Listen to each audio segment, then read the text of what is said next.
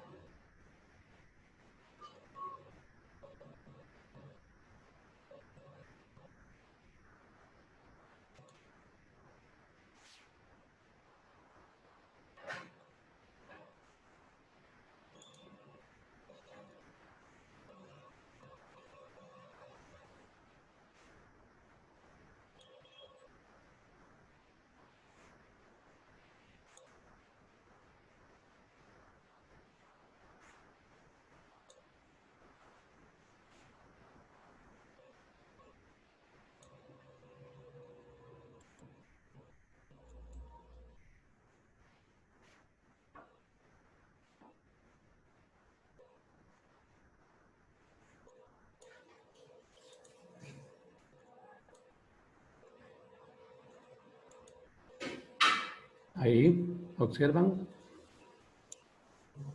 Sí, Sí, profesor. Ya. Había otra imagen,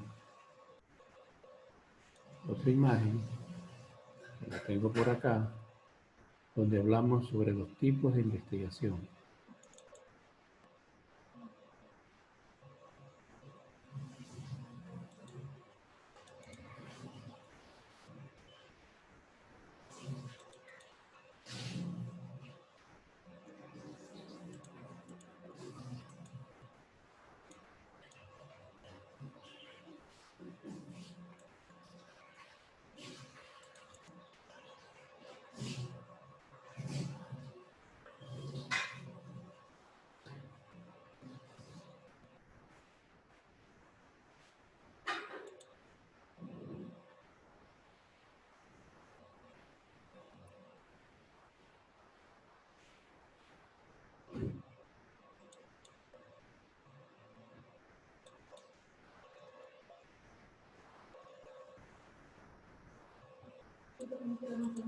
No, estoy en clase.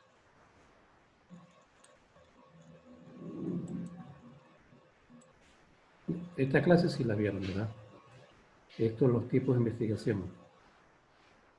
Creo que se le volvió a quedar friseada la pantalla. Ah, ya. Es que estoy abriendo otra diapositiva. Ah, ya.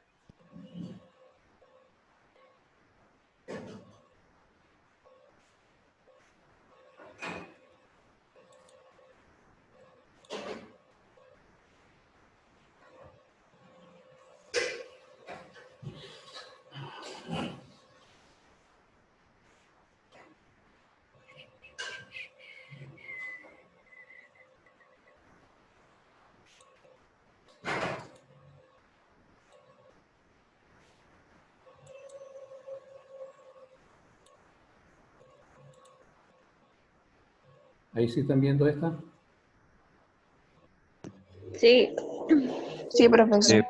Nosotros cuando hablamos de los tipos de investigación, decíamos que hay una investigación aplicada y pura. ¿Ya? Dentro de los tipos de investigación, yo les mandé a ustedes a que hagan un glosario. Ahora dicen que no les he enviado, pero bien. Vamos a hacer un glosario, ¿no? De los tipos de investigación, que es una investigación descriptiva, una investigación cualitativa, cuantitativa, experimental, casi experimental.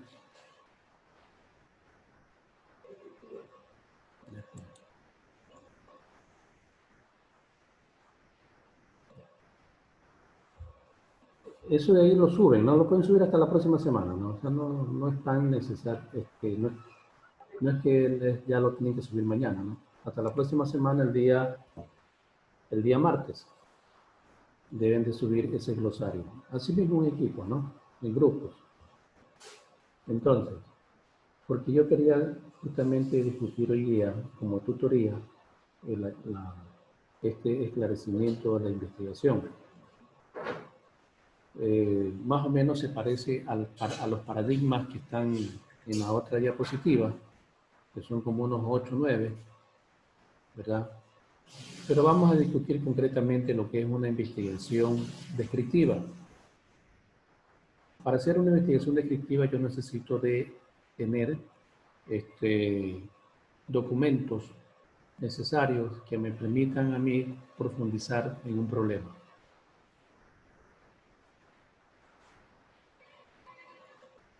Entonces, la otra diapositiva, ¿dónde la dejamos? Esta la vamos a cerrar porque esta ya la vimos.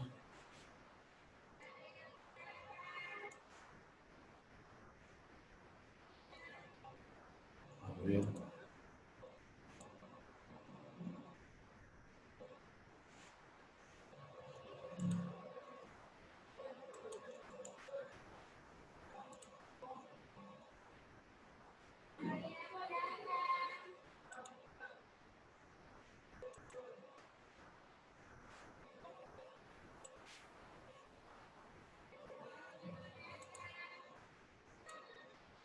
Bien, aquí estamos, en la que habíamos dejado anteriormente.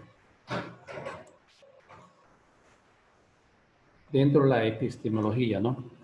Con la epistemología nosotros estamos tratando de estudiar, de descubrir, ¿no?, cuáles son las ramas de la ciencia que nos permiten observar un problema. Entonces ya habíamos hablado de lo que es una epistemología, habíamos hablado del mapa semántico de la epistemología y habíamos hablado de los principales paradigmas que hay, ¿no? El conductista, constructivista, histórico-social, cognitivo, cuantitativo, cualitativo, positivista, interpretativo, que es muy diferente a lo que son tipos de investigación, ¿ah? Ojo, son dos cosas diferentes. Entonces, en el paradigma conductista, ¿qué nos permite a nosotros ver? Que todos los problemas están conducidos o están dirigidos de acuerdo a las experiencias de los sujetos. Y los sujetos a veces piensan de que esa debe ser la manera de cómo debe de conducirse un proceso de investigación. El paradigma constructivista tiene que ver con la construcción, como así mismo lo dice su palabra, con la construcción de ideas, de teorías, para formular un proyecto nuevo. El paradigma histórico-social también tiene que ver con la historia, ¿no? con la parte social. Decía Vygotsky que se pone en práctica todas las actividades conjuntas e interactivas, donde el desarrollo cognitivo individual no es independiente, ya que no es posible. Entonces ahí nosotros necesitamos de todo el bagaje, conocimiento del contexto, ¿no?, histórico, social. Luego, en el paradigma cognitivo, la palabra cognición me está llevando a un conocimiento. O también puedo yo decir cognoscitivo, que es el conocimiento que tengo de un problema, que se embarca dentro del racionalismo, teniendo en cuenta a la razón como la fuente de todo el conocimiento. Mientras que el paradigma cuantitativo está más ligado a la matemática, a la estadística, ¿no? Dentro de una investigación social. Básicamente persigue la descripción lo más exactamente posible. Y mientras que el paradigma cualitativo estudia los elementos que pueden ser valorados para poder ser descritos mediante un paradigma de esta naturaleza. Ahora bien, si nosotros ya sabemos qué son los tipos de diferentes paradigmas, ahora sí nos podemos entrar en los tipos de investigación. Por ejemplo, una investigación descriptiva, como ya les decía, necesito yo de resultados para describir el fenómeno. Por ejemplo, yo quiero describir el coronavirus, pero el coronavirus tiene varios problemas. Uno de ellos es cuál es la curva, ¿no?, de titulación de enfermos por este virus. Aproximadamente dicen que hasta ahora hay 60.000 personas en el Ecuador que han sido, se les ha iniciado el proceso de rastreo, ¿no? De rastreo biológico. Pero de esas 60.000 personas, aproximadamente unas 10.000 han dado positivo. Y de esas 10.000 que han dado positivo, aproximadamente 5.000 han fallecido. Y 5.000 todavía se recuperan o han salido de ese proceso contagioso. Entonces, si nosotros vemos que hay diferentes aristas o diferentes variables que podemos estudiar, nos podemos dar cuenta que nosotros podemos, a través de la investigación descriptiva, describir ese fenómeno con esos resultados que tenemos. ¿Quién nos da los resultados? El Ministerio de Salud, ¿no?, como órgano oficial, la prensa, como también otro órgano de difusión de información, los centros médicos, etc. Entonces ahí nosotros podemos ir describiendo el fenómeno. Ese es un ejemplo de una investigación descriptiva. Una investigación experimental ya es otra cosa. Ya necesitamos de unos recursos, de equipos, de técnicas de investigación que hayan sido novedosas o nuevas, que se hayan realizado al calor de los hechos. Por ejemplo, con el coronavirus, se han realizado técnicas nuevas de investigación acerca de esta enfermedad, porque no los había. Y en el proceso de la pelea de la pandemia se han conseguido instalar unas nuevas metodologías. Todavía la gente ingresa. Entonces, para hacer una investigación experimental, nosotros necesitamos de un bagaje de conocimientos, ¿no?, o de una investigación pura que me permita dilucidar un problema como la pandemia que estamos pasando. Eso es una investigación experimental. La investigación experimental no es hacer un ensayo como una práctica. No, eso es una práctica. La otra cosa es un experimento. El experimento es cuando nosotros vamos racionalizando las variables que tenemos que investigar. Una de las variables que tenemos que investigar es hacer un ensayo clínico de una sustancia química, por ejemplo, de una extracción fitoquímica. Eso ya es una investigación, podría decirse, casi experimental. Luego tenemos una investigación de tipo cuantitativo, que nos va a permitir recoger de esos resultados los hechos más relevantes para poderlos describir. De la investigación cualitativa cogemos los elementos de una investigación. Estamos en el tema del coronavirus, ¿no? Los elementos que nos pueden permitir una conclusión de un problema. Porque el coronavirus tiene diferentes problemas. Se ha encontrado que no tan solo se puede colegir cuántos enfermos hubieron, sino también se puede colegir en esa misma investigación cuántos pacientes mayores de 60 años sobrevivieron o cuántos niños también sobrevivieron a la enfermedad. También se han hecho estudios sobre los ADN, ¿no?, del virus.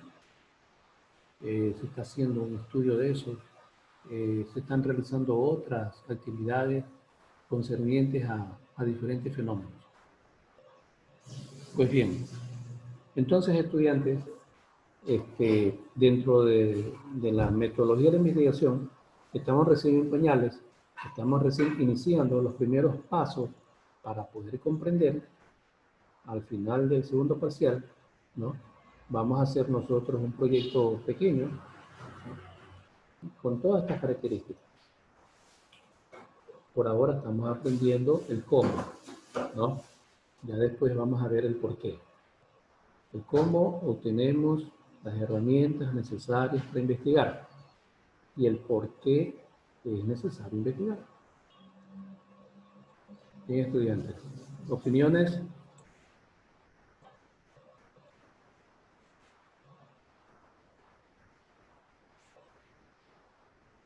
Estudiantes, opiniones. No hay. Profesor, Dígame.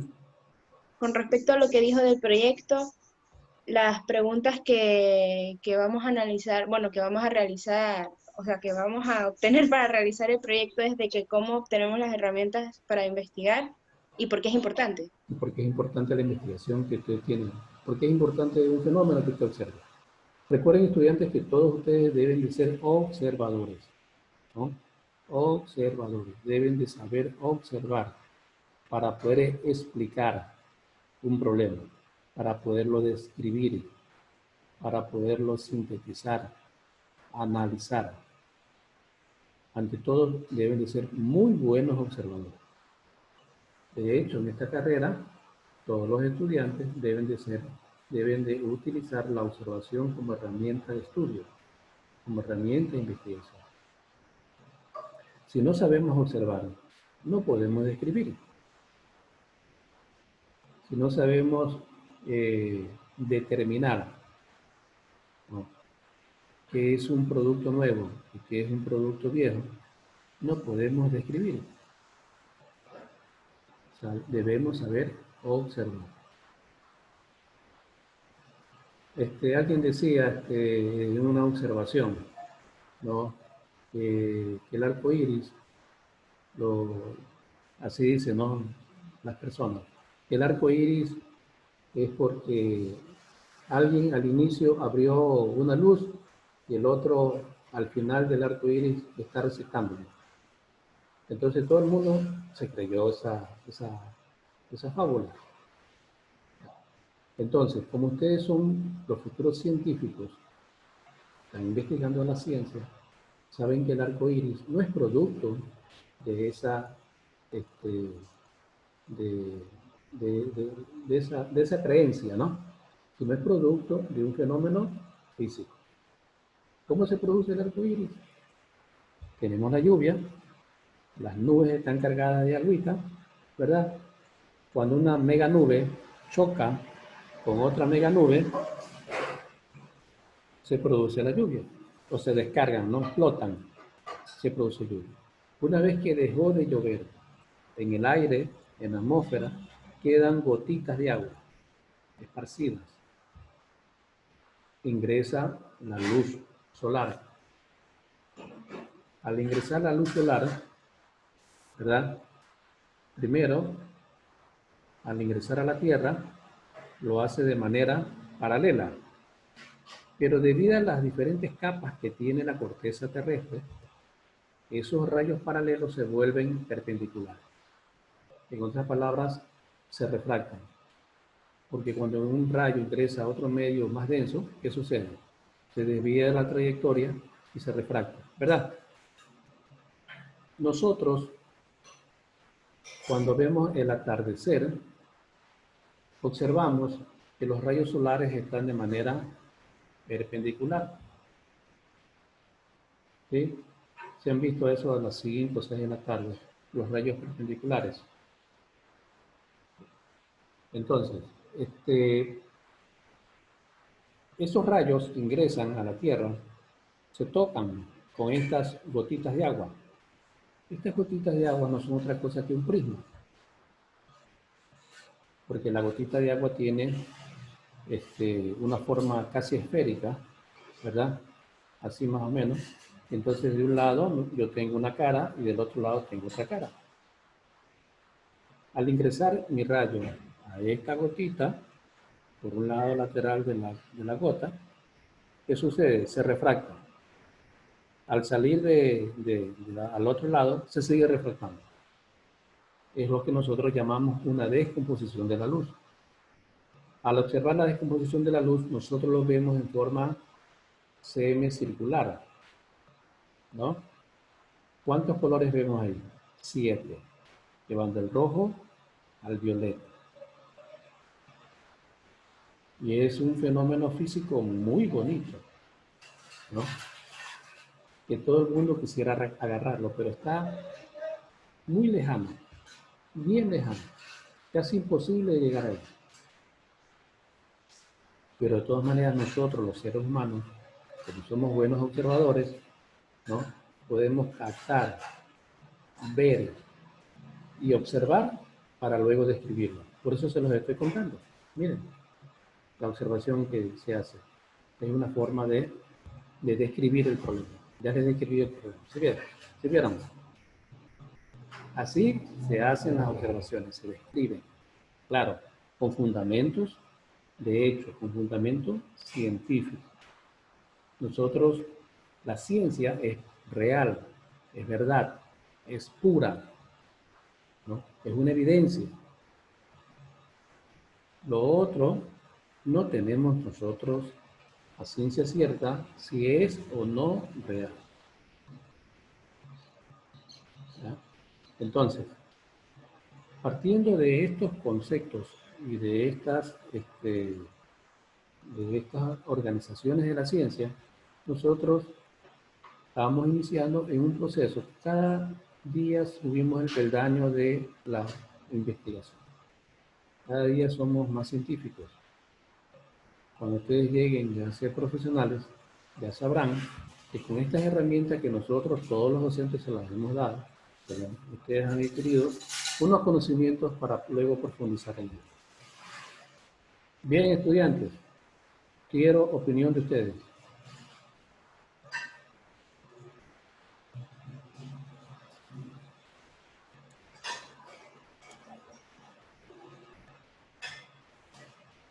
Una pregunta, profesor. Las investigaciones que nos dijo hace rato, esas son las que van en el glosario. Investigación descriptiva, experimental y cuantitativa. Sí. ¿Solo esas? Sí, Las de campo, ustedes mapeadas. pueden consultar en Google Scholar, ¿no? Los tipos de investigación, ahí les indican, ¿no? Ah, ya. Pero de eso indican, ustedes investigan en la biblioteca virtual cuál es el significado de cada una de ellas. En 2 líneas, no necesito que me llenen 5, 6, 7 líneas, no, en 2 líneas. Ah, ya, muchas gracias. Importante la bibliografía que utilizaron para poder buscar esa tarea. Maestro, disculpe, ¿dónde se sube la tarea, esa tarea? Porque debajo, o sea, subimos la tarea, la primera tarea la subimos en el No, taller. yo tengo que prepararles Ya, todavía no prepara. y yo tengo que prepararles el archivo para que ustedes lo suban ahí. Listo. Puede ser en PDF o en Word. Ya. Ustedes realizaron el sesgo. ¿Hicieron una tarea de sesgo? No. No. La única tarea que hemos hecho es la del mapa conceptual y el video, nada más. Ah, ya. Miren, también hay que hacer una tarea que se llama sesgo. Ya les explico qué es eso. Miren, el sesgo es cuando en una descripción yo necesito afirmar o conducir la investigación. Entonces, yo sesgo la información, la cierro y digo que probablemente digo que una verdad puede ser, una mentira puede ser una verdad. Entonces, mucha gente dice, está sesgando la información o está sesgando la investigación. Esa es una definición conceptual, pero hay diferentes tipos de sesgo. Hay sesgo comunicacional, sesgo científico, sesgo social, sesgo educativo, bueno, hay diferentes tipos.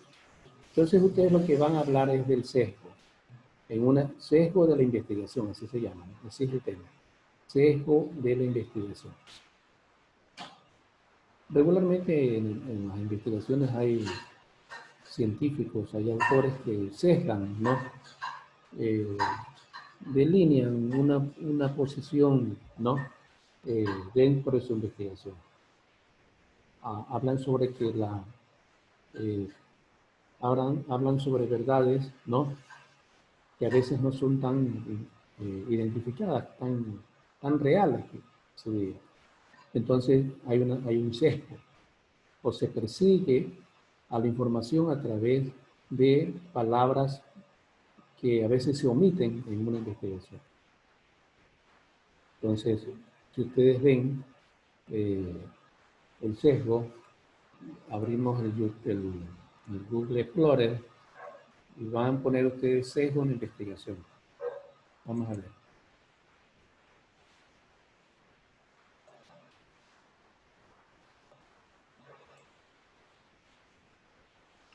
Y eso iría al mismo documento del glosario de los tipos de Ahí mismo investigación. va, en el mismo documento va todo. Ya, listo. Profesor, pero el sesgo no es un tipo de investigación. ¿Perdón? Sí, Sí, el sesgo no es un tipo de investigación. no, esa es otra cosa. Mire, el sesgo es de la información. Dice, en la investigación empírica, el sesgo de información se refiere a la tendencia a subestimar los resultados experimentales inesperados o no deseados, atribuyendo los resultados a errores de muestreo o de medición, al tiempo que se confía más en los resultados esperados o deseables. Entonces, acá yo tengo en información el link donde ustedes pueden investigar.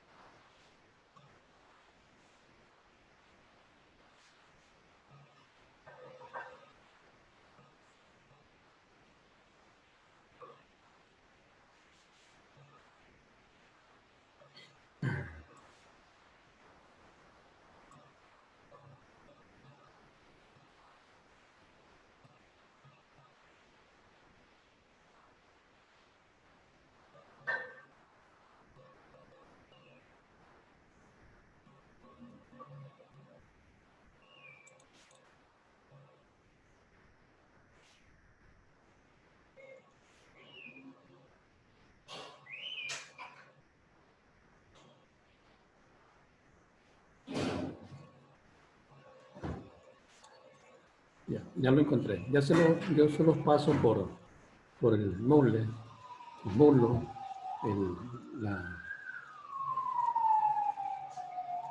el link, y ahí hablan de los diferentes tipos de sesgos que hay.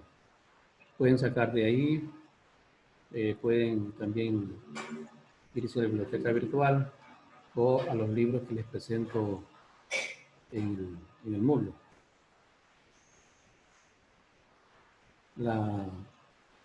Se llama, este archivo en red se llama explorable.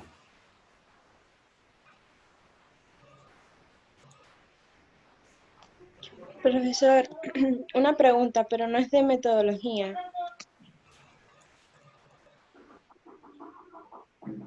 Con respecto a la tarea que mañana tenemos que entregar en la plataforma Ya. de física sobre los En ejercicios física no, ahorita teóricos. no estamos en física. No mezclemos las cosas. En física con toque física, metodología con toque metodología. Más Sí, pero tarde, es que la anterior clase no tuvimos, entonces era para preguntarle nomás que si nos puede habilitar la plataforma. bueno, yo en todos los paralelos de física yo ya he trabajado. Pero ahorita no voy a tratar ese tema. Disculpe. En todo caso está el correo electrónico, ahí podemos comunicarnos. Maestra, una pregunta con respecto a metodología de la investigación. En la plataforma, cuando vemos las tareas, hay uno que es tema 2 y hay una tarea que se llama rol de la investigación. Ya, en esa tarea no se ha explicado qué se va a hacer, pero esa tarea cumple plazo hasta hoy. Entonces, Sí, como que profesor. sale como Usted dijo que iba a retrasada. solucionar eso, pero Sí, sigue así. Voy a ver ahora. Sí, la primera tarea es el taller, el que sale como taller, pero sale en tema 2, sale esa tarea que se cumple plazo hasta hoy, pero no. Ya sale como retrasada. Ajá. Ya voy a ver. Bien.